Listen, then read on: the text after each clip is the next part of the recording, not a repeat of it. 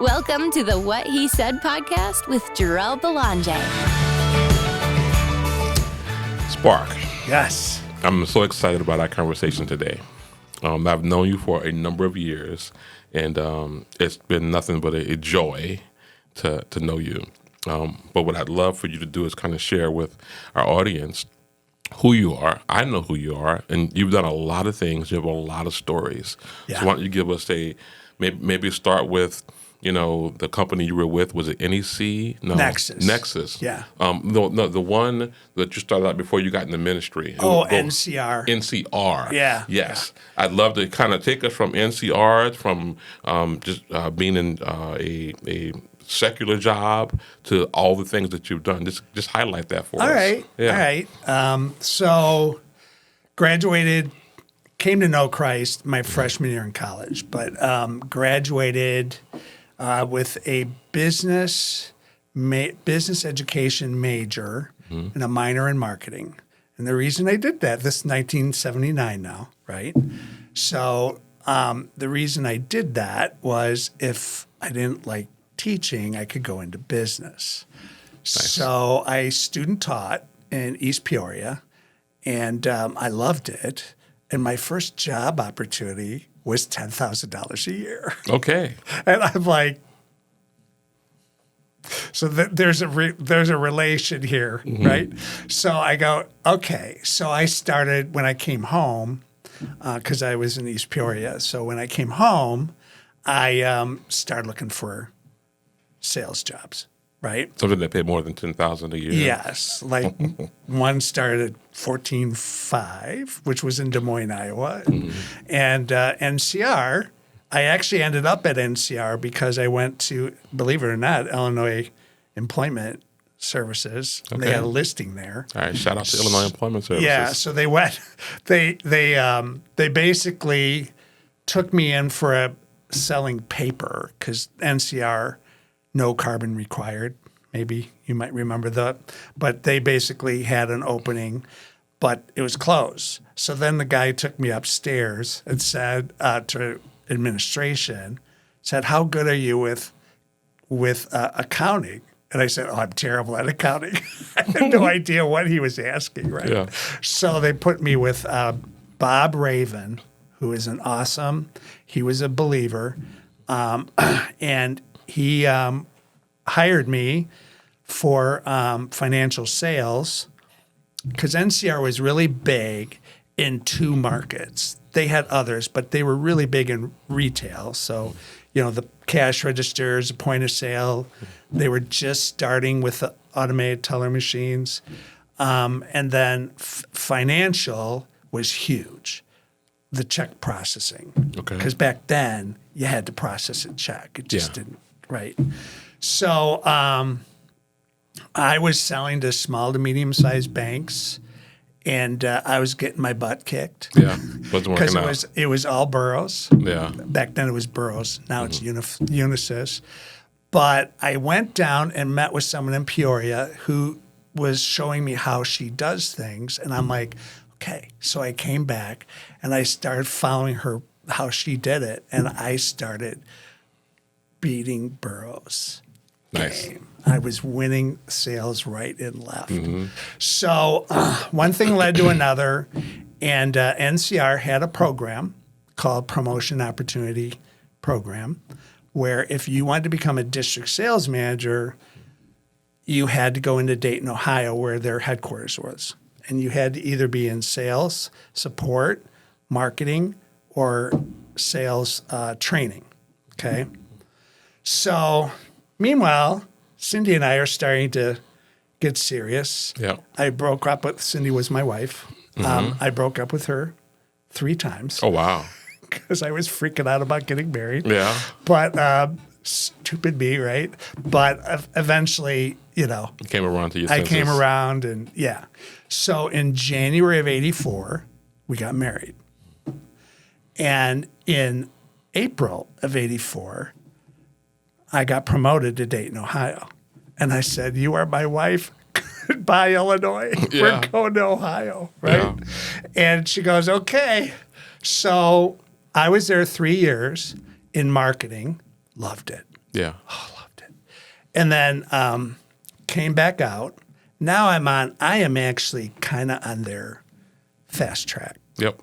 I was. Because they plopped me in my district that I came from that was about ready to close. And we had, it was all young salespeople. And I loved it. I just loved it. So they had these sales conferences that if you met your quota, you could go to them. And they were always in really awesome places. Well, in 87, it was Rome. Nice. Yes. So I gathered all the team together and I said, we are done sharing points and all this stuff. We are all going to make that trip and we're going to support each other. And we all did. Yeah. But it also caused the district to turn around to number one in the region. Nice. Yeah. Yes. Little incentive goes a long way.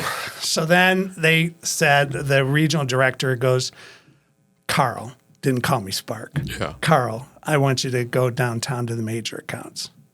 I go, I don't want to go downtown to the major accounts. But it was one of those where you might want to go home and think about that. I go, in other words, I'm going downtown to the major account. So we made, there's a reason behind all this. I was calling on the top 7 banks down there. And there was one savings and loan that was the largest in the state, Tallman Home Federal. And we got involved in a bid to replace all their teller and new account opening systems. And we won it. Yeah. And it was, oh my gosh, because we had to convert over a weekend. Really? Right? Yes. Oh, because everything has to keep going. Yeah. Yeah. So, and it was nuts. So there was days where I was like 3 days straight, no sleep. So the summer of 89, we weren't going to church, nothing like that. Cindy's sister and brother-in-law said, you guys should try out this Northwest Christian Community Church. You might like it, because a lot of the firemen were going there. So we went, we sat and sobbed, and then, we didn't go back. Yeah. Because I was, But in 1990, we started going back. And after that, Phil and I started meeting every week. So Phil is someone that Phil was he was the pastor. Okay. And his wife. But Phil and he discipled me, right? I mean, he just poured into me. And then eventually we poured into each other, right? Right. Taught me how to read the word. We were praying and fasting together. We were doing days of prayer, And so it was December of 1990 that Cindy and I arrived at the conclusion to get baptized. Yeah. And so we were baptized, and everything changed. Everything changed. Yeah. Even that Monday morning when I went back, because I was still working at NCR, the guys there my team said, there's something different about you. Yeah. So I ended up leaving NCR, going to work for a buddy that was on my team for Tallman Home Federal. And so this was a promotional opportunity, or I left. NCR got bought out by AT&T, and it got to be a mess. Gotcha. And also, they wanted me to go back into Dayton, and I said no. Gotcha. Because I said, I made a commitment to the Lord that I would put him number 1 and Cindy number 2. Yeah. And Cindy said, I don't want to go back to Dayton. Yes. I'm like, okay. Yep. So off the list, right? Quota went up. I mean, it just, it was a different world. Yeah. Right? So I left, and I went to help a buddy of mine, Tim Gallagher Systems Group, run his company. I started as director of sales, and eventually I said, I do not want any part of ownership of your company, but would you just let me run it? He says, okay, you go and do the development stuff that you're really good at, and let me run this business. Yeah. Because cash flow is right. And he surrendered his life to Christ. Really? Yeah. As a result of the relationship with you? Yeah, we were reading the Bible Okay. And there was one day he came back and said, Carl, because he didn't call me Spark. He goes, he was Catholic, and he says, I was taking the Eucharist, and it just became all real to me. I have surrendered my life. And I said, you better not be saying this just to keep me on, right? But he said, no. And so fast forward again now, Phil and I are planting churches together now. You know, we planted a few out of Northwest Christian Community, which was in Mundelein. And then we decided to start one in Gurnee, Heartland Community Christian Church. Okay. We were the first church to meet in the Woodland Middle School. And our vision was for that church to be a church planting church. Okay. So I'm working at Gallagher Systems Group, and we are going to Church Planting Institute. We're actually going with a village church at Gurnee. Yeah. They were there, is in Fort Wayne. And there was a session on raising up leaders from the harvest and sending them to the harvest. And this is what leads up to my Luke 10. Yes. Right? Yes. So leading up to that, I was struggling. In what sense? I felt the Lord was tugging at me. Yeah. And I'm like, Cindy hadn't want nothing to do with me going into. We had 2 kids by now. You know, we had adopted Buddy and Renee. And I'm like, I was reading Experiencing God, and I couldn't get past there's always a test of faith, right? Right. And I'm like, ugh. So there was one time we were planting the church, and I was working with, Tim and I were doing Soul of the Firm, and Thank God It's Monday, Business as Your Ministry. It was a really good book. So he had committed the company to the Lord.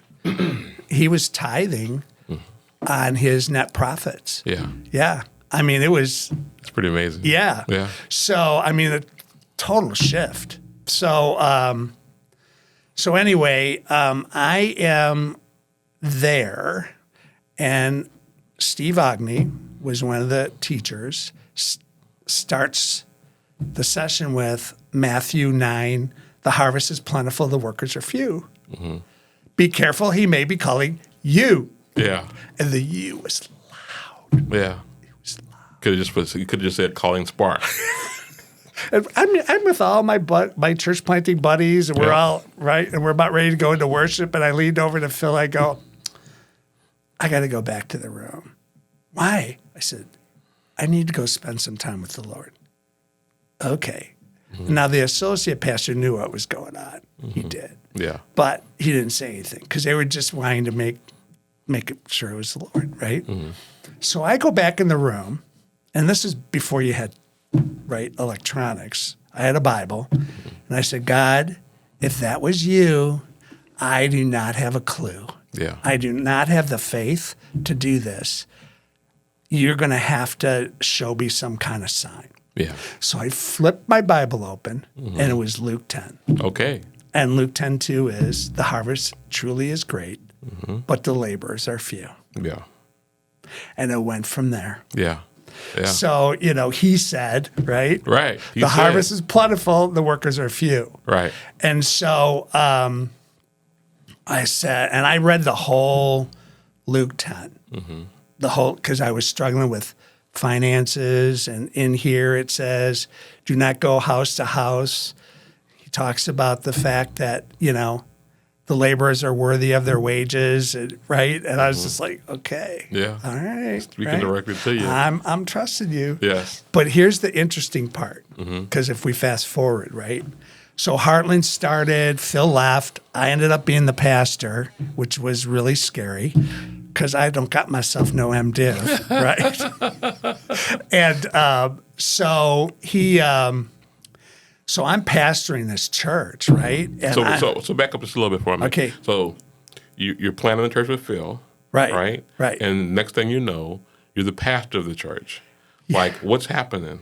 Well, so our vision was to fill the schools of Lake County with churches. I had always had a heart for Lake County. Mission Lake, I actually had a Mission Lake County document and stuff that talked about Lake County. Because I was always struggling with the fact that back then, so this was 99, I went into ministry in 98, right? Because that's what happened is, let me back up just a little bit. So what happened then is I said, okay, Lord, you're going to have to confirm all this. You're going to have to confirm it with Cindy, because every time I said I'm going to go into ministry, she got that wife contorted look on her face, right? Yeah. And then Tim, from Gallagher Systems Group, because we had been doing so much, right? Yeah. So I came home and I laid out what the Lord was telling me, okay? And Cindy goes, you got to go do this. Yeah. And I'm like, there you go. There you go. I was telling Jay that this is 1998, 90, right? And I was doing real well financially. Yeah. And I knew that. You mean you weren't going to do well financially in ministry? No, I knew that it was going to change. Let's put it that way, right? Yeah. So then, and Cindy brought it up a little bit and says, God will provide. Yes. Right? Yes, he will. And so I went down because Tim and I had Bible study every Friday. Because believe it or not, we were working from home back then. We had a modem. We had CompuServe as our email system. I mean, we were working all from home, right? So I went down to see him. He lived off of Clark Street, and laid it all out to him. He says, well, Carl, you got to go do this. Yeah. I says, yeah. He says, how can I help? Yeah. I said, would you pay my first year's salary? Done. Awesome. That's amazing. Now it's Jonah and the big fish, right? Now, if I would have said, right?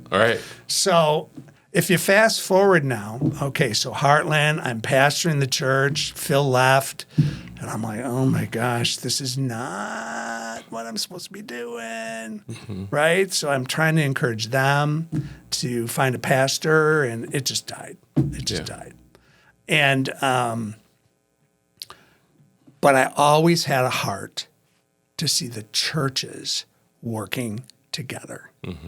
In fact, John Pinnell from Calvary Chapel Lake Villa and I and another guy who's with the Lord now, we came together to bring the churches together to bring Kirk Cameron and Ray Comfort in for an evangelism in the summer of 2003. Wow. Okay? Yeah. So I always had this heart for seeing the churches working together. And I would always get the question, what are you going to have them do? Yeah. Right? And evangelism doesn't work. It does. Everyone has a different view of how someone comes into the kingdom. Yeah. And you try to mobilize around that. No. Yeah. So one thing led to another. I was with my buddy Chip from Sardis Media. He had a little desk for me out there. And Linda Tubaugh, at that time, was program director for Love, Inc., Love in the Name of Christ of Lake County. And she went to Chip and said, I really want to meet that Spark guy because he has such a heart. And he says, well, that's real easy. Just step down the hall. He's sitting there. So I met with Linda. They were going to hire their first executive director, right?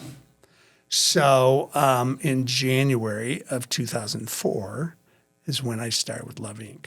of Lake County. So from pastor of Heartland to what was the role initially? Executive director. So you started as executive director. Yeah, I was their first executive director. Yeah.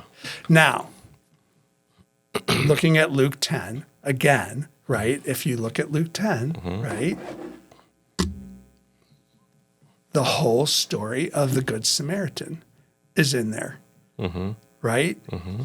Now, reading that, when I was sitting in my hotel room, I was not clicking that I would be anything to do with that. Yeah. Right? Except to love the Lord your God with all your heart. Right? And, but if you think about it, that was God's just planting a seed that this is coming. Yeah. Because if he would have showed me that day in the it wouldn't have happened. Right. I was like, what? God's timing. Yeah. So 14 and a half years with Love Inc. The other big piece of this one, of Luke 10, that God knows my heart, is the Mary Martha story. Okay. Because I tend to be a Martha. All right. Yeah. Yes. Right? Holding on. Which is why originally when you said, when we had lunch, Right. you know, the Luke 15, or the John 15, right? Apart from me, you can do nothing. Because I can tend to run off and go, okay, God, I got this. Yes. He says, no, you don't. Come back. Right. Right? So the Mary Martha thing really related to me a lot. Yeah. So, Yeah. yeah. Okay. But so fast forward 14 and a half years, you know, Love Inc. I'm still part of it. Right. I'm a volunteer. Yes. Right. Super volunteer. Yeah, I that. I was part of a team trying to start other Love Incs across the country. Yeah. I helped start one in Waukegan. It didn't last too long, but I just really. Yeah. So for those who don't know, tell us a little bit about what Love Inc. is. Love in the Name of Christ is a national ministry that brings churches together to work together to serve people with need in a community. And their mission is mobilize local churches to transform lives and communities in the name of Christ. It just kind of rolls off my tongue, Yes. right? Yeah. But so when I first started at Love Inc. in January 2004, we were literally in the lobby of a business on Ambrosio Drive. Okay? Then we moved to Zion. Yep. And then in Zion, we were in 2 locations in the old Pierce campus because they wanted to make that a one-stop place for support services for Zion Benton townships. Yeah. And they saw the beauty of the Love Inc. structure to help them do that. Right. So started working with Sherry Neal from the Zion Township. She's my sister. Yeah. And so one thing led to another, and we grew. I mean, it just grew. We got our first furniture trucks. I tell people the story that I tried to shut the furniture ministry down 3 times, and every time it grew more. And I says, okay, Lord, the Martha and me is doing one thing, and the Mary is doing another. Yeah. Right? Tell us about the furniture delivery and those components of Love Inc. So Love Inc., the structure of a Love Inc. is that you've got a clearinghouse. And what that is people call in and you build relationships with them and try to connect them to the resources in the community where they can get help. And then you identify areas that are not being met and you bring the churches together to create ministries because ultimately you want to connect people into the churches. Right. Right? Yeah. And so furniture became a huge, we call it a gap ministry. Right. It's a huge gap ministry. And by gap ministry? You're filling a gap. Right. Right. When there's no service currently provided. Right. So if there was a furniture program in the county, we wouldn't have been doing it. Right. That's why Love Inc. doesn't have a food pantry because there's plenty of food pantries. Right. Right. Sharing God's Warmth, Week of Warmth, you guys are started with the churches and actually Colin Carroll.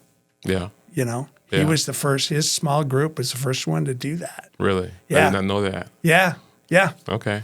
So just it's ways in which you can engage the churches, get them mobilized around needs in the community, but more importantly, build relationships with the people, we called them neighbors, the neighbors that were calling in.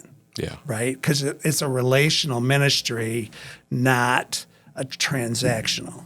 Even though sometimes it looks, you have to do a transaction before it can become relational. Yes. I believe that. Yeah. So anyway, furniture, pads, a safe place, all the nonprofits that are helping people get out of homelessness, single moms that found themselves without a home because of abuse in the household, when they would get into their house, right, we would bring the churches together to help them get set up So the starter kits that started you guys working with us with the starter kit ministry. So that's pots, pans, plates, all that kind of stuff. And then the furniture ministry is getting them up off the floor. Right. So beds, couches, that kind of stuff. Yeah. So there's all sorts of ministries now that Love Inc. does through the churches. Mm-hmm. Love Inc. does not serve unless a church is doing it. That's because it's about mobilizing the churches. The churches. Yeah. Right. So we went from just barely making it. And there's this diagram that shows Love Inc. in the middle and these churches and agencies all around, right? And the second week that I was there, I looked at the picture and I'm thinking to myself, we're not doing this. Yeah. We maybe have one church involved right now. Right. Maybe, right? Yeah. I'm like, we're not doing this. And then the second thing I thought about is this little Love Inc. is trying to serve a population of, back then, 780,000 people. So we need more Love Incs. Right. That's the multiplier. That's the multiplier. That's the church planting in me, right? Yes. So back then the structure was a little different for national, and there was this Robert Odom that, in my mind, that's like me going to meet with the CEO of NCR. Yeah. Right? I mean, this dude was big in my mind, right? And so I put together a whole plan, and my board chair and I went up there and presented to Robert Odom that we need more Love Incs in Lake County. He says, great plan. They all need to be their own 501c3s. I'm good to go on that one, right? Yeah. So, it started from there. Right. And then I got everyone together, and of course, new leader gets tested, right?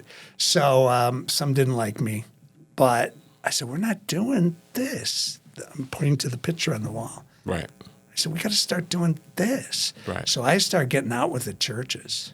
Now, remember how I was business education, right? Right. And I went into sales and business because I wanted to make more money. Yep. Evidently, God had a sense of humor because it went the other way. Yes. And it really went the other way because I started at Love Inc. my first year. It was $10 an hour, 20 hours a week. Wow. So you're back to 1979 or something like that. I was, yeah. And, Cindy and I, God just kept showing up. Cindy and I looked at each other, and said, we're not wanting for anything. Yeah. Right? Either he took the desire away or he just provided. Yes. Because I was a new car every year guy. Yeah. When I was in sales. Yeah. I was bad. Yeah. Dave Ramsey would have been yelling at me. Right? But so anyway, we grew, and then we ended up in the building over there in Waukegan, and which they now own. Yeah. Which is phenomenal. Right. And it's more central so that we can really do a better job of serving. Right. So, but in 2018, I had learned enough from Heartland. The Martha in me was holding on to it. Mm-hmm. And I think if I would have let go of it, it would have probably still be there. Yeah. Right? I learned through that when the Lord is starting to tap you to a new assignment, you got to be obedient to that. If you love me, you'll obey my commands, right? Right. So I was like, all right, Lord, my work here is done. Now what? That's a big step. Yeah. So there was an 8-month window where one of my leaders from Heartland owned a plumbing supply part owner of a plumbing supply company, Ellen J. Coleman, in Ravenswood. So you're about to tell me that you started out in business, called into ministry, and went back to business. And not just business, but plumbing. Well, I wasn't plumbing. I was his operations manager. Okay, right? Gotcha. Yep. So I got a lot of systems and stuff set up for him for 8 months. And then Phil, from Phil's always around. Yeah. I was starting to work with him volunteer to help churches get set up, like incorporated, 501c3 and all that kind of stuff. I was going through a training. And then there's a church planting ministry here called Ignite Church Planting, and I was on his board. But meanwhile, as you know, in 2010, Cindy got cancer. And Cindy fought cancer for 11 years. Right. Well, that year, 2018, she ended up in the hospital, and I'm downtown, right? So she was carrying the health care. And I was like, I got to have it. So that was part of why I went to Ellen J. Coleman is I wanted to have health care coverage for her. Right. So she didn't have to. She loved to work, but if she didn't want to work, she didn't have to work. Right? Yeah. So Phil, so Cindy got really sick, and I said, guys, my mission is Cindy. My ministry is Cindy. I can't do anything. My focus needs to be her. Yeah. So I backed away from everything. And so it was August of 2018 that Phil called me up. Well, he emailed me. He said, I kind of wanted to talk to you about becoming my director of operations. I'm like, why did you say that? Right? So anyway, they came out and met with Cindy and I and made me an offer I couldn't refuse. Yeah. Right? And so I started January of 2018. Working with Phil. Nexus Church Planting and Leader Care. Is this when Phil started or? Yeah, he started it. Okay. And basically it started as a Texas ministry. And when I, planting churches, but Nexus doesn't really plant churches. Nexus supports church planters. Gotcha. So we provide leader care, coaching, mentoring, training. And what I did coming on board as their director of operations is I set up all the management team structure. So when these church plants start, the funding partners all get a seat and help oversee it as a management team. And I just took what I learned from being on with Love Inc. and the board, right, and just applied it. And so some of the guys didn't like me at first, but they do now. Of course they do. Yeah. How can they not? At first they were like, because I'm a finance guy too, right? I'm looking at financial. I'm going, you guys, you're not going to, this is not sustainable, right? Yeah. So I basically set up all that structure. At one point I was leading or part of 18 management teams. Yeah. Then director of operations for Nexus. And then as Phil would put it, director of anything complicated. Yeah. And every church planter is a complication. Yes. So anyway, I was there since January 2019 to Monday. Yes. Yeah. So today is like the 26th or 27th, something like that. And in just a few days, October 1st, you make another major shift. Another major shift. Yeah. All right. And so retiring from Nexus. Yes. Yes. And so it's not retiring from the Lord because he doesn't do that. No, right? He does not. So I would say right now my focus, there's a church plant here in Lake County called Mission Lake County. That's a microchurch movement. And I'm going to be working with Mike on that. Love Inc. I volunteer there. I'm on their church development committee and their finance committee. Plus, I meet with Gary, the executive director, once a month. He wanted me to join the board, and I said, you don't want me to do that. Yeah. This is better. Yeah. Right? Yeah. And then you guys, Immanuel. Yeah. Yeah. Yeah. I'm going to focus on those three things plus travel.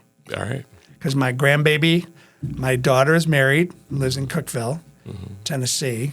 So, and my son lives in Indianapolis. Yeah. And I told Buddy, my son, stay on 65 corridor, bucko. Yeah. Otherwise, you're not going to see me as often. Right? Make it easy. Yeah. So Luke 10, Yes. right, Luke 10. is has been my life in ministry, right? The harvest is plentiful, the workers are few, sending them out 2 by 2.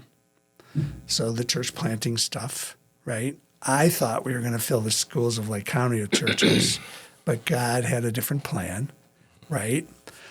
And being able to plant seeds and water, the concept of churches working together to help the community, right, is my wheelhouse, Yeah. right? Yeah. From a loving perspective. Right. So when we think about the harvest being plenty and the workers few, right? Everyone's not going to take your road. What does it mean for other people? How do they see that? How can they be encouraged by that? How can they step into that? What are the different ways? Well, I would say the vision and mission of Immanuel is totally in line with it, because the Great Commission is as you go. Go as you go, make disciples, right? Disciple making starts with you building a relationship with someone, getting to know them, and the biggest mission field there is the corporate world here in Lake County. Yeah. Right? And just being open. I taught a course called Contagious Christian, and gave people the opportunity to start understanding the prompting of the Holy Spirit to transition a conversation from physical or whatever it is to a spiritual one. Right? Because God may be using you to build a relationship, not as a notch in the belt, but as a vehicle to move the person to the next. So this sending them out 2 by 2, right? Or is he never really wants you to do it alone? Yeah. I don't think. No. And I don't sense you guys saying that either. No. Is that you got to do it relationally together. But he's got to be in the middle of it. Yes. Right? Apart from him, you can do nothing. Yes. Right? And so that's where I see it, is I think there's a shift happening and I think COVID and all that stuff kind of pushed it forward. But people aren't just going to come to church anymore. Your neighbor wants to see Jesus in you. Yeah. Right? And the more they start seeing Jesus in you, the more they're going to start asking questions. And eventually you invite them to church, but you may be inviting them to a small group in your home. Yeah. Right? Which is kind of the mission, Lake County vision, right? My group, churches across. Yeah. So the good part about all this, for me, I love Immanuel. You guys are my community. Thank you. So I started here in 2018, in May. I think it was May right after I left Love Inc. Yeah. Cindy and I started coming here. Right. I met with Josh. I said, "Don't ask me to do anything right now." He says, "Okay." Yeah. So the minute I said it's okay, oh my gosh, you guys were like ducks on a June bug. Brian goes, "Okay, so you're ready?" I go, "Yeah." Yeah. Starting point. All right. And then COVID hit. Yeah. Right. Yeah. But so to me, the vision that Immanuel is shifting to is one of relational discipleship, I heard that before. Intentional relational discipleship. I just read that on the wall. Yeah. But you can't, I know that evangelism looks different for different people. Right. But I think in this day and age, building a relationship and a trust relationship to start being able to share and doing that with some others, I think is spot on to where God is at right now. Yeah. You got to find that. I mean, we went through a lot of training at Nexus. We called it bivo-covo training, which probably was a bad word, but basically talking about this kind of structure of sending people out and finding a person of peace and starting to have Bible studies in someone's home is happening all over the world. Yeah. And I think it's just starting to come here now. Yeah. Yeah. Yeah. I mean, one of the things that you do, you mentioned it briefly, is Starting Point. And I think that ties directly into Luke 10 as well. Yeah. Because Yeah. they are the harvest is plenty.